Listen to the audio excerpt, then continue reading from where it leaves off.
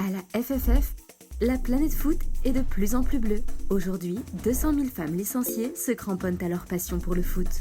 Joueuses, éducatrices, arbitres, dirigeantes. Partout en France, il existe aujourd'hui plus de 11 000 équipes féminines. Du foot amateur au haut niveau, vous n'y verrez que du bleu. Plus d'une joueuse sur deux formée dans l'un des 8 pôles espoirs féminins a été appelée au moins une fois en sélection nationale. Et une sur deux a été propulsée en D1 Arkema.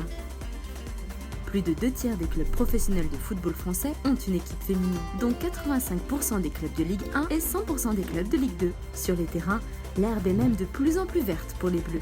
Les joueuses de l'Olympique lyonnais ont décroché 6 victoires en Ligue des Champions. Une joueuse de l'OL a remporté le premier ballon d'or féminin et pour la première fois, c'est une Française qui a arbitré la finale de la Coupe du Monde féminine en France et elle arbitre maintenant les matchs pro de Ligue 1.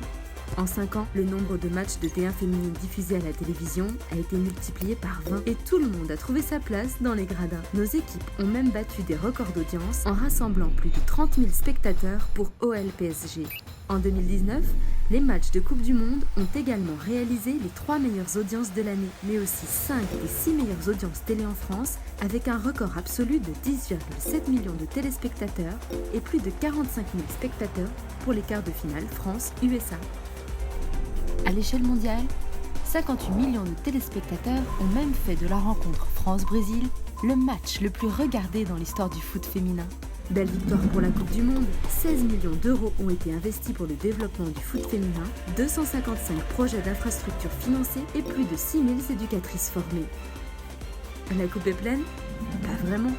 Nous sommes toutes et tous derrière les Bleus pour le prochain Euro en Angleterre. Vive la planète bleue!